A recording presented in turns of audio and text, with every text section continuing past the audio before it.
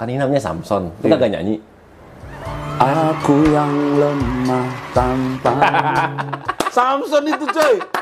Tak akan sambung. Terganti Semua kisah yang telah Apaan? elektronik sertifikat boleh dilaminating nggak? Boleh nggak sih laminating ya? Gue sampai sekarang aja KTP itu gue bertanya bisa nggak dilaminating? Kira-kira sertifikat elektronik bisa nggak? Apa sertifikat lama bisa dirubah menjadi elektronik? Ini permisi. Izin bertanya, dapatkah kita masyarakat sipil untuk mengecek girik tanah di kantor BPN? Ini banyak banget nih bang pertanyaan seperti ini. Kenapa? Assalamualaikum warahmatullahi wabarakatuh. Sobat ATR BPN dimanapun berada, dari Sabang sampai Merauke, dari timur sampai ke laut. Saya Semi, Saya Harrison. Ami, Samson. Saatnya menjawab suara online.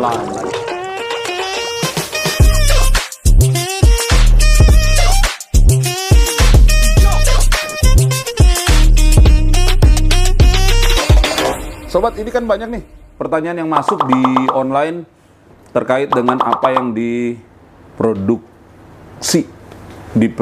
oleh ATR. Kementerian ATR BPN, Sam. Nah itu Sam, mostly mereka bertanya tentang produk sertifikat elektronik maupun prosedur-prosedur perpanjangan atau peningkatan hak. Nah, karena menarik nih pertanyaannya, kita bahas yuk. Ya? Boleh. Nanti kalau Tapi saya ini semua terkait dengan layanan pertahanan kita kan? iya, kalau Oke, mungkin sepak siap. bola. Sepak bola itu ada kanal yang lain. Siap. Ini saya coba baca pertanyaannya. Oke. Yang jawab Mas Emi ya sampai selesai. Tapi gantian dong Oh. ya, gantian ya. Oke, sobat, kita coba baca satu-satu. Yang merasa bernama Fuas Hasan, angkat tangan. Nggak bisa, ini bukan sekolah. Fuas Hasan itu nanya gini, Sam. Berapa batasan luasan SHGB ke SHM? Maksudnya apa? Peningkatan atau gimana? SHGB itu sertifikat hak guna bangunan, bangunan, ya. Oke, kalau SHM itu sertifikat hak milik. Yes, Oke.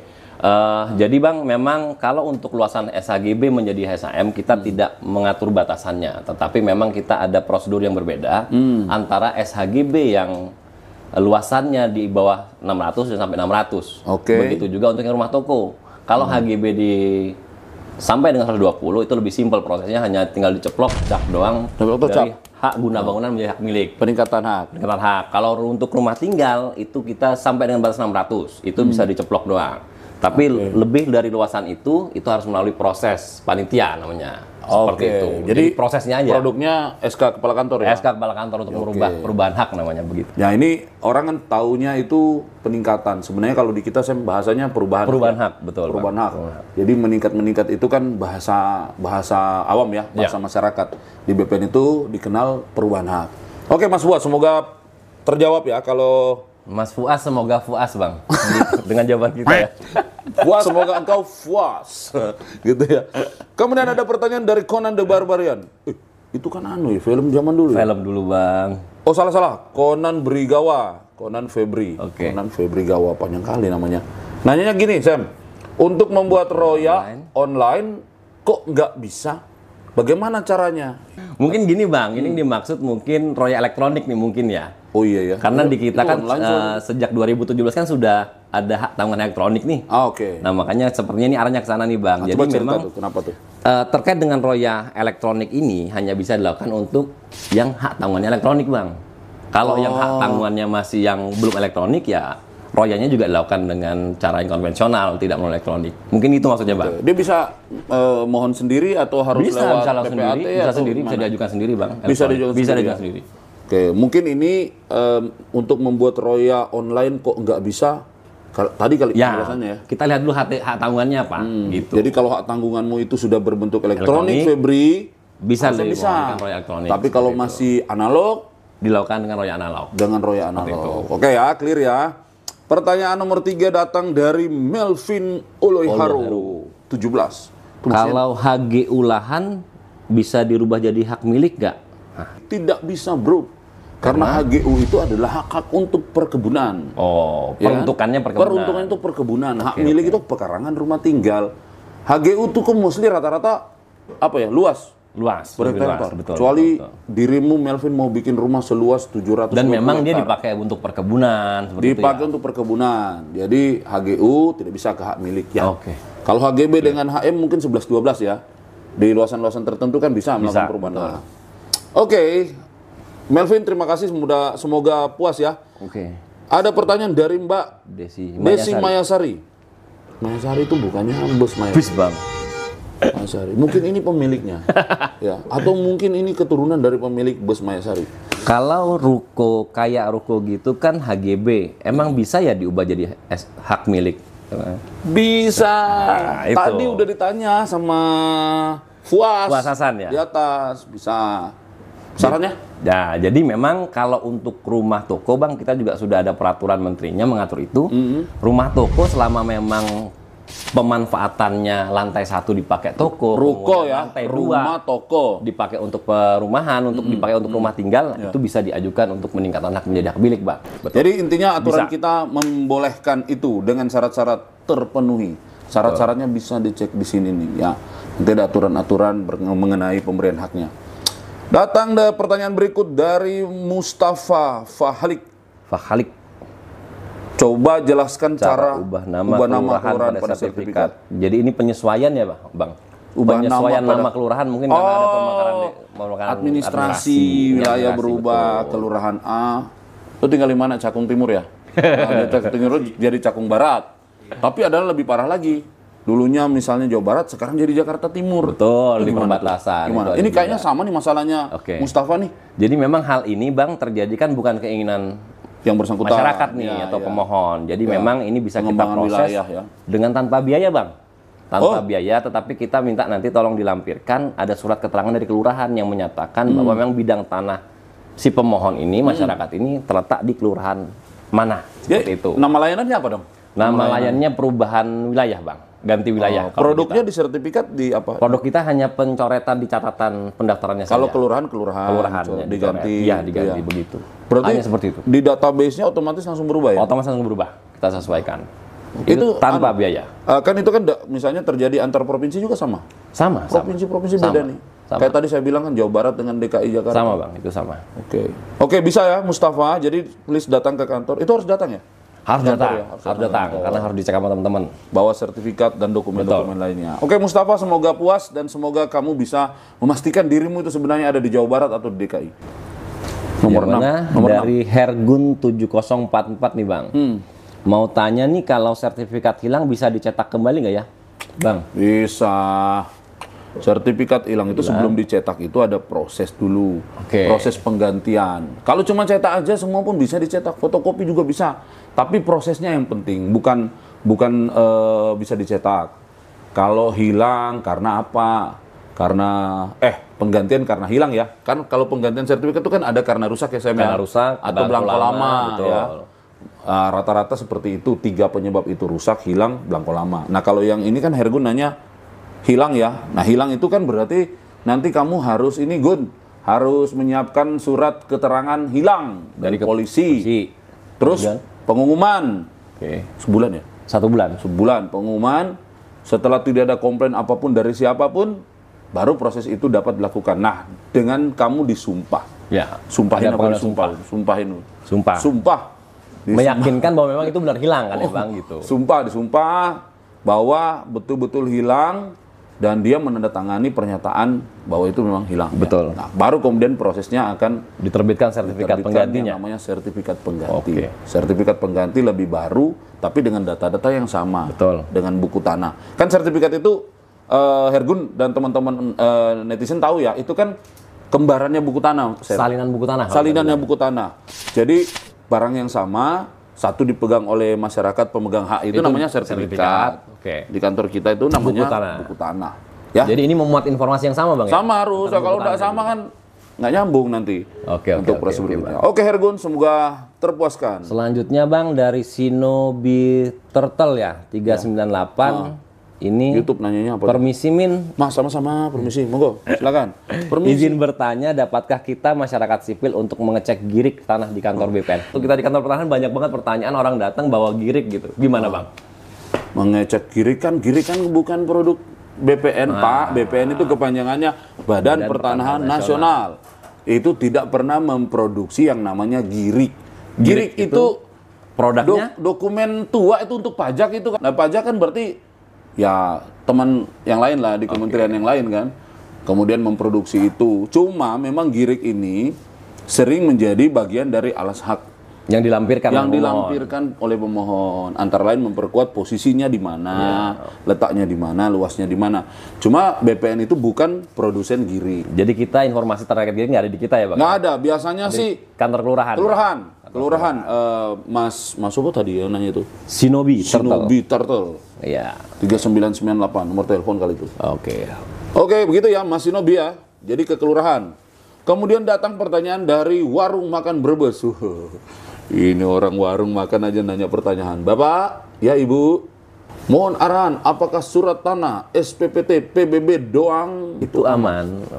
Oh, pajak kan ya? PBB itu kan untuk pembayaran pajak ya Bang Pajak, ya? sama kayak gini Ya. gitu, tapi lebih Sama giri. Lebih Jadi kekinian ini lah. bukti bayar pajaknya aja. Nah, sedangkan kalau kita bicara masalah sertifikat itu kan merupakan bukti kepemilikan ya Bang, yang punya nilai hukum ya. Jadi kalau pertanyaannya apakah surat tanah SPT PBB itu cukup aman? Tidak cukup aman Bang. Ya. Jadi seharusnya SPT PBB itu dilengkapi dengan persyaratan lainnya, diajukan sertifikatnya. Ya. Supaya datanya terikot juga di BPN sehingga dapat kita ikut mengamankan juga Ikut Bang. mengamankan. Begitu. Jadi kalau pajak itu memang kewajiban. Betul. Kalau siapapun warga negara kan punya sebidang tanah, bangunan, ya dia ada kewajiban membayar pajak. Iya, betul. Tapi kalau bicara soal aspek keamanan administrasi pertanahan, itu ranah yang harus ditambahkan daripada sekedar kewajiban pajak. Karena kalau kita bicara mendaftarkan bukti tanah, kepemilikan tanah ya sertifikat. Ya, Satunya sertifikat. ya, sertifikat. Tidak ada yang lain. Ya, Gitu, jadi soal aman dan tidak aman itu kamu sebaiknya lebih lengkap. Bang. Ya. Kalian sebenarnya lebih lengkap. Bukti kepemilikannya. Ada pajak, ada bukti kepemilikan. Sertifikat itu yang paling terkuat dan teryakinkan lah ya. Yakinkan ya, salah satunya keamanannya Bang. Salah satunya. Betul. Oke, datang pertanyaan berikutnya dari Pugo Ristiawan. Bertanya, selamat malam. Mau tanya sertifikat tanah hak milik terbaru, benarkah cuma 1 lembar halaman? Benar, Bukan Bang. seperti buku lagi ya? Benar. Wah, ini update ini. Benar. Update ini. Mesti dia sering nonton ya. Sering nonton Pak AHY mana-mana. Menyerahkan. Iya. Kok udah nggak hijau Ya, gitu bola kan. hijau, udah elektronik. Kalau sekarang maksudnya coklat apa? kan gitu ya. Coklat, ya. Jadi memang Bang sekarang Kementerian ATR sudah coba mengikuti perkembangan zaman ya. Kita sudah layanan kita elektronik, kemudian juga kita sudah menyesuaikan bentuk sertifikatnya sekarang dari dulu yang warna hijau berlembar-lembar, sekarang kita 1 lembar. lebih sederhanakan 1 lembar, tetapi tetap 1 lembar ini juga memiliki apa ya Bang, security lah, tingkat keamanan yang itu saya mau mewakili tidak kalah. Pugo Ristiawan tuh. Siap. Mau wakili 1 lembar, kan katanya lebih aman. Iya. Emang 1 lembar itu berisi informasi apa? Berlembar-lembar, masa lebih aman 1 lembar? Jadi memang yang kita tampilkan di sertifikat 1 lembar yang sekarang adalah riwayat data terakhirnya Bang, di Oke. awal dan terakhir. Jadi nanti di 1 lembar itu kita hanya bisa lihat perolehan awalnya dari mana, kemudian riwayat terakhirnya Riwayatnya apa ya. gitu. Tetapi nanti jika diperlukan kita bisa minta nih Bang, salinan yang komplitnya itu salinan buku Salinan tanahnya riwayat bisa. komplitnya. Iya, Oke. itu kita simpan semua. Pakai barcode? Pakai barcode. Nah, kalau di bisa. barcode harus pakai Di aplikasi barcode, tertentu atau gimana? Kita bisa nanti lihat datanya seperti apa, tetapi satu-satunya yang bisa baca itu adalah aplikasi Sentuh Tanahku Bang. Sentuh Tanahku, dapatkan di Sentuh Tanahku. sini nih. Bisa di Play Nih, Store, download, bisa Play Store ya. Sentuh Tanahku itu aplikasi resmi yang dikeluarkan aplikasi resmi oleh Kementerian Kementerian BPN. untuk menjaga otentifikasi informasi, pelacakan berkas, dan jika ada produk yang memang teman-teman ingin tahu apakah betul dikeluarkan Iya, oleh Kementerian BPN. Dan manfaatnya banyak banget ya kalau teman-teman sudah install Sentuh Tanahku, kemudian sertifikatnya udah elektronik. Kemudian nanti nih Bang, yang manfaat yang bisa kita rasakan banget nih, kalau misalnya nanti ada blokir oleh seseorang, nanti Abang akan dapat notif gitu. Oh, Begitu keuntungannya. Oh, langsung di aplikasi saya langsung itu. dari aplikasi, sehingga Abang bisa konfirmasi ke kantor pertanahan. Wow. Siapa nih yang blokir seperti Ini, itu. itulah kalau Itu kemajuan keuntungannya, Pak. teknologi sekarang ya. Betul. Mudah-mudahan Pugo Ristiawan puas dengan jawaban ini. Kemudian ada pertanyaan berikutnya dari bacanya apa itu? Ini sama ya Bang ya. Mau Mau tanya apakah benar sertifikat rumah zaman sekarang hanya selembar seperti itu ya? Apa nggak takut kena hack? Nah itu datanya? jawab yang bagian kena takut hack. Ya, kalau hack ini Bang tentunya sebelum penerapan kita juga sudah mengantisipasi segala kemungkinan. Ada trial and error Ada juga trial and error, dong, kemudian ya kan? dari sisi security juga teman-teman kita di Pusdatin Bang tentunya sudah mempertimbangkan Pusat Data dan Informasi Pusat ya? Data dan Informasi ATR BPN itu sudah menggunakan teknologi terkini yang mungkin bisa menjaga meminimalisir untuk tangan hack ini. Jadi Sama satu lagi mungkin, karena hack itu bukan, kan ingat nggak dulu zaman dulu itu ada siaran Bang Napi itu. Oke. Kejahatan terjadi Bukan hanya karena ada kemauan, Tetapi juga karena ada kesempatan. Iya. Lah kalau akunmu dikasih sama orang lain, Betul. akunmu tuh bebas diakses sama orang lain yang tadi itu, ya pasti kena hack itu. Mulai dari mana-mana. Makanya pastikan kalau sudah berbau elektronik, akunnya disimpan kayak pin ATM lah, atau pin mobile banking yang dikasih. Yang kita jaga ya, kita nggak sebar kemana-mana kan. Kan kalau Semi udah bertahan dengan sistem bagus, yang orangnya sendiri nyebar-nyebar kemana-mana ya. Iya. Jebol juga. Juga minimal punya dia. Oke. Kalau yang lain kan enggak.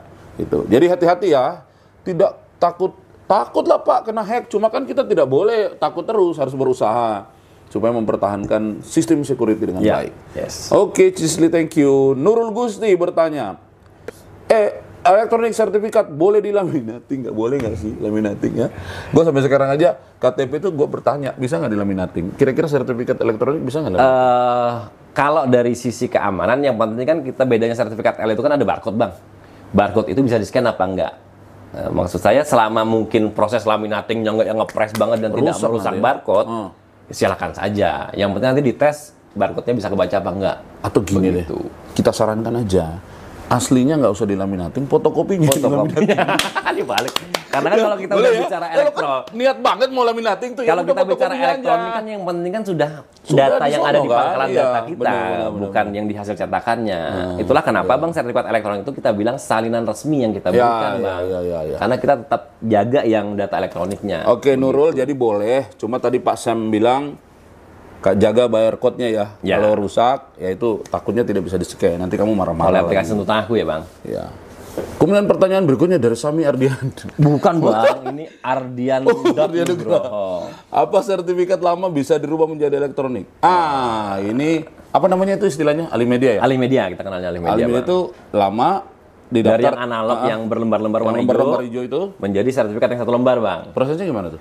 Itu kita kenal tadi namanya Alimedia, Bang. Jadi tinggal datang, masyarakat daftar, bawa sertifikat analognya yang warna hijau itu ke kantor pertanahan, nanti diajukan untuk minta Alimedia, nah nanti akan dicetakkan sertifikat elektronik yang satu lembar. Tetapi yang sertifikat hijau akan ditarik ke kantor pertanahan, Bang. Dijadikan warka untuk disimpan di kantor pertanahan. Oke, catat itu penting ya. Itu penting. Penting, karena kalau sudah dialimediakan, jangan sertifikat elektriknya dibawa, sertifikat juga dibawa pulang. Nggak boleh, itu nggak boleh. Boleh ya. Jadi kita tukar. Ditukar. Prosesnya lama nggak itu? Nggak lama, Bang. Berapa? Kalau bisa ditunggu. Bisa ditunggu. Keren nggak? Bisa ditunggu. Bukan hanya junk food yang bisa ditunggu, bro. Kita juga bisa ditunggu Alimedia. Bisa ditunggu. Oke, terima kasih Mas Ardian Nugraha, kemudian Mbak Diah Kunti. Jangan diterusin ya, Mbak Kunti aja. Iya, kalau diterusin jadi horor nih. Penerapan sertifikat tanah apakah akan mempercepat proses pembuatan? Kalau menurut saya ya, berarti ini yang ditanyain prosesnya. Proses sertifikat elektroniknya. Penerapan sertifikat tanah akan mempercepat proses pembuatan. Iya. Oke. Kalau pembuatan sih ya sama ya, ada prosesnya SOP-nya sama. kan, ada SOP ya. Kalau dia ada pemberian pertama kali, ada proses pengumuman, ada proses panitia, segala macam. Tetapi mungkin setelah terbit elektroniknya kali, Bang. Nah, itu namanya, kan nanti setelah di bagian akhir itu akan terbit sertifikat elektronik. Ya, outputnya. Database-nya itu kan menjadi electronic base. Nah, kamu nanti akan bikin layanan-layanan berikutnya mungkin yang sifatnya derivatif tuh. Kayak jual beli kan ya? Jual beli, peralihan karena jual beli, royal. Nah, itu lebih cepat karena datanya sudah klik gitu, buku tanah SU-nya. Dan ke depan kayaknya nggak perlu datang ke kantor pertanahan lagi deh, Bang.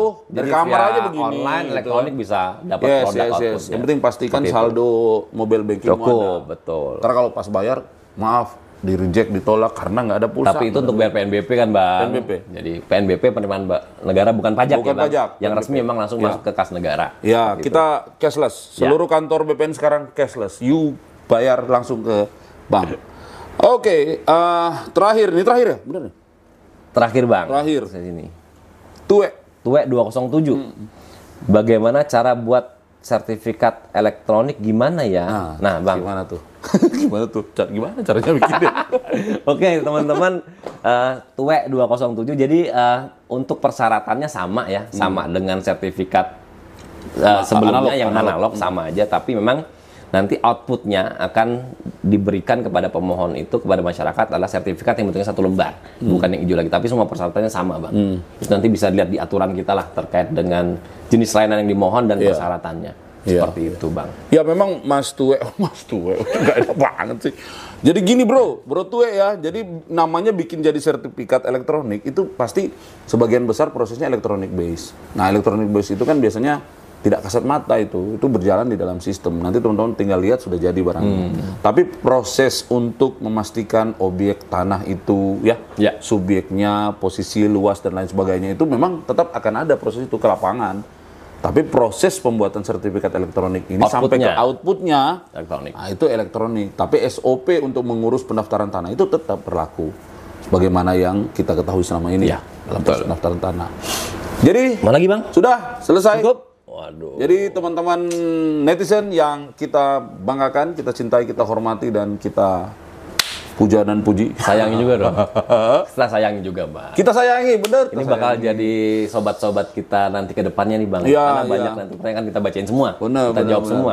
Seperti itu. Jangan sungkan, jangan malu, jangan ragu untuk bertanya ke kita di program Samson, Semi dan Harrison. Kita akan berusaha menjawab sedetil mungkin, seenak mungkin, segaya mungkin ya gaya. Tapi yang jelas kita mungkin nggak perlu nyebutin peraturan nomor berapa ya, Bang ya.